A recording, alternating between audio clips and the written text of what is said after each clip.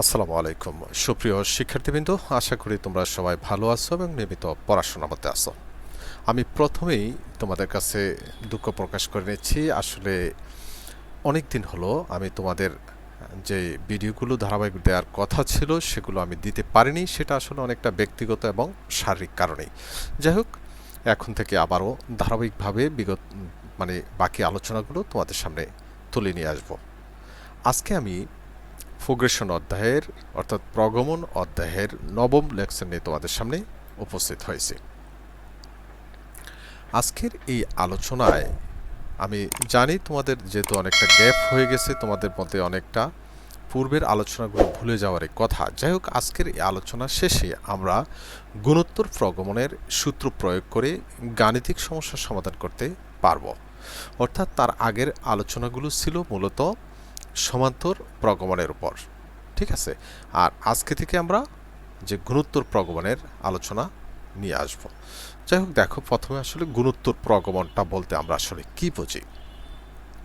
বলা হচ্ছে, যদি কোনো সংখ্যার অনুক্রমের প্রত্যেকটি পদ ঠিক তার পূর্ববর্তী পদের সাথে একইভাবে হ্রাস বা বৃদ্ধি পায় এবং পরপর দুটি পদের অনুপাত সমান থাকে, তাকে গুণোত্তর প্রগমন বলা হয়।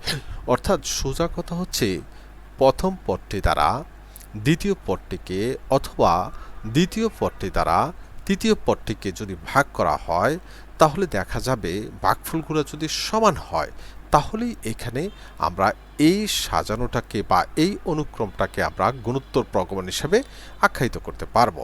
তাহলে এখানে আমরা যদি দেখি গুণোত্তর প্রগমনের সাধারণ রূপটা কি হতে পারে। দেখো, এ প্রথমটা কি, এ তারপরটা হলো এ আর, তারপরটা এ আর স্কোয়ার, এ আর কিউব, এভাবে এ আর টু পাওয়ার এন মাইনাস ওয়ান। এখানে লক্ষ্য করো, এ আর কে এটা হচ্ছে প্রথম পদ, এটা হচ্ছে প্রথম পদ, এ আর হচ্ছে দ্বিতীয় পদ।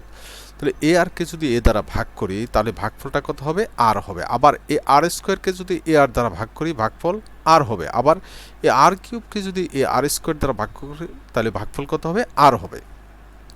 তাহলে আমরা এখানে দেখতে পাচ্ছি প্রত্যেকটা ক্ষেত্রে, অর্থাৎ প্রথম পদের সাথে দ্বিতীয় পদের বা দ্বিতীয় পদের সাথে তৃতীয় পদের, তৃতীয় পদের সাথে তৃতীয় পদের ভাগফলটা কি হবে? পরস্পর সমান হবে।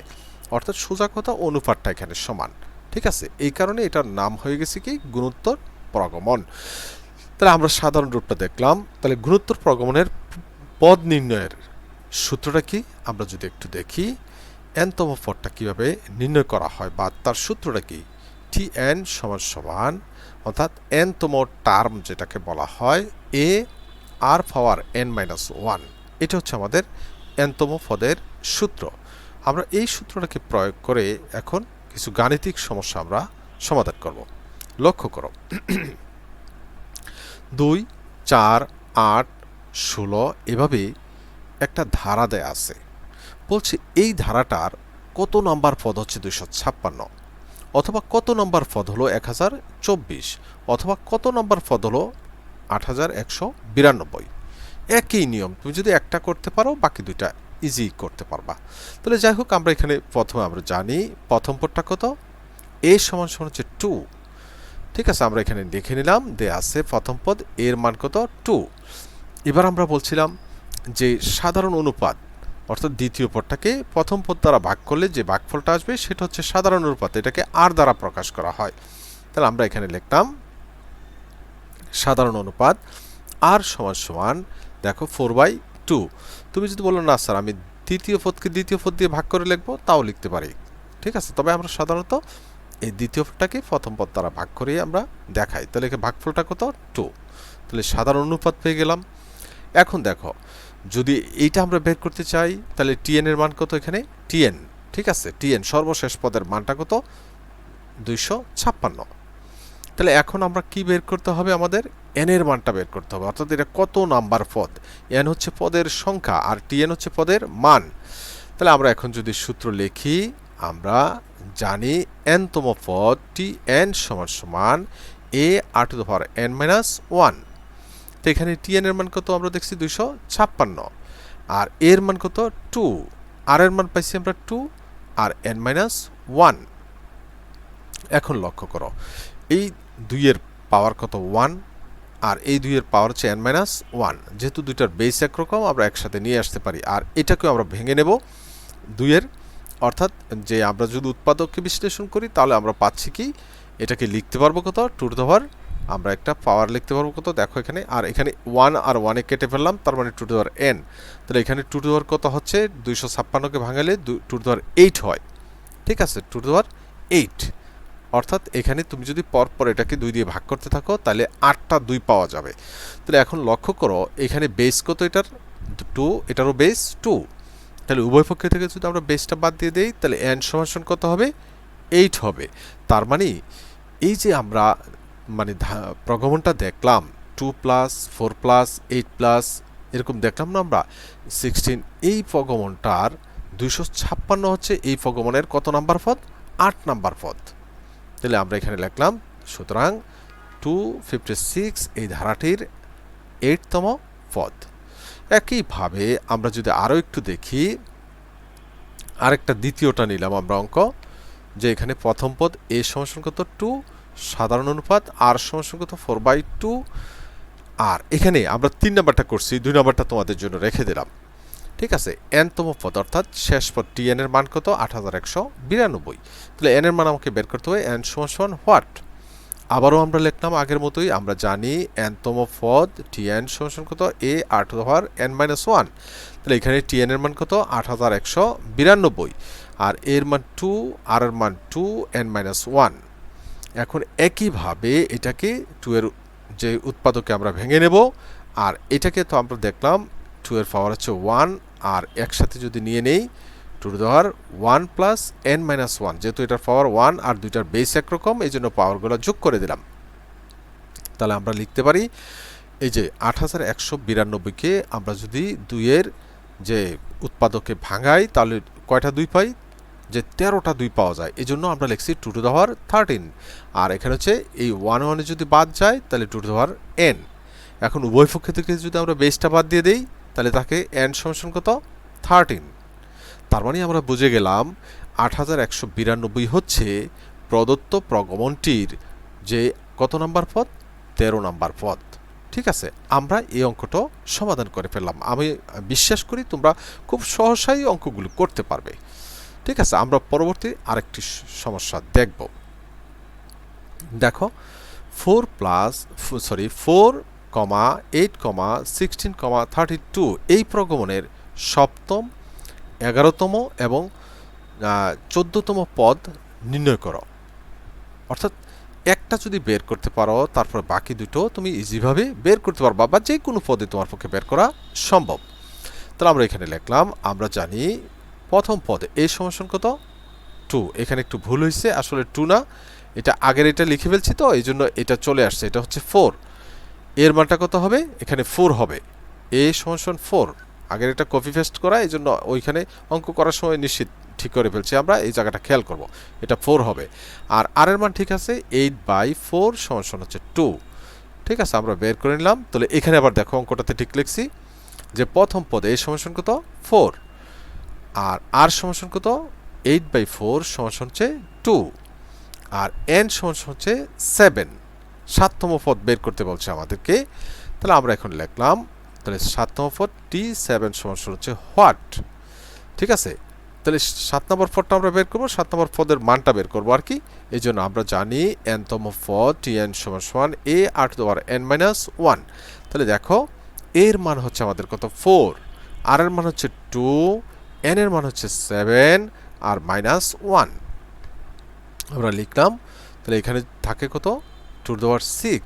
টু টু দ্য পাওয়ার 6 মানে হচ্ছে কত 64। এখন যদি 4 এর সাথে 64 গুণন করি তাহলে আসে কত 256। তার মানে আমরা দেখলাম যে প্রদত্ত যে প্রগমনটি দেয়া আছে এই প্রগমনের সপ্তম পদ অর্থাৎ t7 এর মান কত 256, 7 নম্বর পদটি। একইভাবে যদি আমরা এখান থেকে আরও একটা করতে চাই তাহলে আমরা করতে পারি। দেখো দেয়া আছে যে প্রথম পদ এর মান কত 4, আর আর এর মান আগের মতো এগুলা ঠিক আছে। তাহলে কত নম্বর পদটা বের করতে চাচ্ছি 11 নম্বর। একইভাবে মনে হয় আমাদের 16 নম্বরটাও আছে, আমরা ওইটা তোমাদের জন্য রেখে দেব। তাহলে 11 নম্বর পদটা দিলাম হোয়াট। তাহলে সূত্র বসাও, আমরা জানি nতম পদ tn সমান a r two the power n-1 1, তাহলে এখানে a এর মান হচ্ছে 4, r এর মান 2, আর n এর মান হচ্ছে 11 মাইনাস 1। ঠিক আছে, তাহলে আমরা পাইলাম কত? 4 ইন্টু টু দেওয়ার 10, টু টু দেওয়ার 10 এর মান কত? 1024। 4 এর সাথে যদি 1024 গুণন করি তাহলে আমরা পাচ্ছি কত? 4096। তার মানে প্রদত্ত প্রগমনটির 11 নম্বর পদের মান হচ্ছে কত? 4096। তাহলে আমরা আরও একটা অঙ্ক সমাধান করলাম।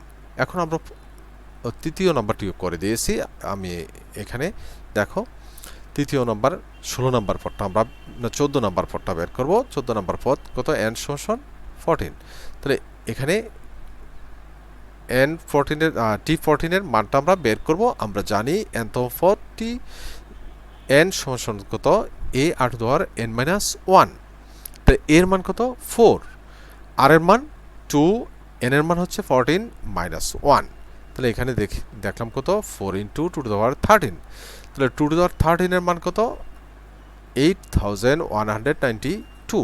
এখন এটা যদি 4 এর সাথে গুণ করি তাহলে আমরা পাচ্ছি কত? 32768। তার মানে হচ্ছে আমরা বলতে পারি এখানে যে প্রদত্ত প্রগমনটির, এখানে আরেকটি ভুল হয়েছে। এটা ভুলটা কি? এটা 11 না, এটা আগের অঙ্কটার কপি পেস্ট করা, তো এটা হচ্ছে 14, t14। ঠিক আছে, তাহলে অর্থাৎ 14 নম্বর পদটি হচ্ছে কত? 32,768, 14 নম্বর পদটি। ঠিক আছে, তাহলে আমরা আরও একটি সমস্যার সমাধান দেখব। দেখো বলছে 3, 6, 12 আপ টু 1536 এই প্রগমনের কয়টি পদ আছে? এখানেও কথাটা ভুল উঠছে যে কয়টি পদ আছে নির্ণয় করো। হ্যাঁ, পদটা আগে আসবে। তাহলে এখন আমরা যদি লিখি, আমরা জানি এখানে দেখো এর মান কত? 3। ঠিক আছে, আর এর মান কত? 6/3 সমান 2, আর tn এর মান কত? 1536 tn এর মান। তাহলে আমরা এখন বের করব। তার মানে এটা যদি 1 নাম্বার পদ, এটা 2 নাম্বার পদ, এটা 3 নাম্বার পদ, তাহলে এরকম 1536টা আসলে কয় নাম্বার পদ এটা বের করার দরকার। অর্থাৎ n এর মান কত আমরা এটা বের করব। n সমান কত? হোয়াট? আমরা লিখে নিলাম। আমরা জানি nতম পদ tn সমান a r to power n minus 1। এখানে tn এর মান কত? 1536, আর এর মান, এর মান 3, আর এর মান হচ্ছে 2, n মাইনাস 1। এখানে দেখো আমরা যে কাজটা করব, যেহেতু এই দুইটার বেস একরকম না, এই জন্য 3 দিয়ে উভয় পক্ষে ভাগ করে দেব। তাহলে 1536কে যদি 3 দ্বারা ভাগ করি তাহলে আসে কত? 512। তাহলে two two power n minus 1। এখন এই 512কে 2 এর গুণিতকে আমরা ভাগ করে নেব, বা উৎপাদকে ভাগ করে নেব। তার মানে টু টু পাওয়ার কত হয়? 9। তাহলে এবার দেখো উভয় পক্ষের বেসটা কত? 2। এবার যদি উভয় পক্ষের বেসটা যেহেতু সমান, বেসটা আমি বাদ দিয়ে দেব। তার মানে 9 সমান কত? n minus 1। এবার 1টাকে যদি আমি এই পাশে নিয়ে আসি, বাম পাশে নিয়ে আসি, কি হবে? 9 প্লাস 1 সমান হচ্ছে n। তার মানে n সমান হচ্ছে 10। তাহলে আমরা বুঝতে পারলাম যে প্রদত্ত প্রগমনটিতে 1536 হচ্ছে কত নম্বর পদ? 10 নম্বর পদ। ঠিক আছে, আমরা আরও একটি সমস্যার সমাধান দেখব। যদি একটি গুণোত্তর প্রগমনের p প্লাস কিউতম পদ m এবং p মাইনাস কিউতম পদ n হলে দেখাও যে pতম পদ √mn। ঠিক আছে, আমরা এই অঙ্কটার মাধ্যমে আসলে শেষ করার চেষ্টা করব। তাহলে একই রকম অঙ্ক, তা আমরা তো জানি nতম পদের সূত্র কি? nতম পদের সূত্র হচ্ছে tn সমান a r টু দেওয়ার n মাইনাস 1। তাহলে এখন আমরা বের করব। সুতরাং p প্লাস কিউতম পদটা কত হবে? দেখো p প্লাস কিউতম পদ, অর্থাৎ n এর জায়গায় p প্লাস কিউ বসালাম, n যেখানে যেখানে আছে এখানে বসিয়ে দিলাম, a r টু দেওয়ার p প্লাস কিউ মাইনাস 1। তাহলে এখন আমরা যদি লিখি p মাইনাস কিউতম পদটা কত হবে? ও, এখানে আরেকটু কথা বলা হয় নাই। তাহলে এটার মান দেয়া আছে, p প্লাস কিউতম পদের মান কত? m। তাহলে আমি এটা বসাই দিলাম কত? a r টু দেওয়ার p প্লাস কিউ মাইনাস 1 সমান কত? m। এটা 1 নাম্বার ইকুয়েশন দিলাম। একইভাবে p মাইনাস কিউ তম পদটা কত? t p minus q, n এর জায়গায় p মাইনাস কিউটা বসিয়ে দিলাম, a r টু দেওয়ার p মাইনাস কিউ মাইনাস 1। এখন যদি আমরা লক্ষ্য করি যে এটার মান দেয়া আছে কত? n।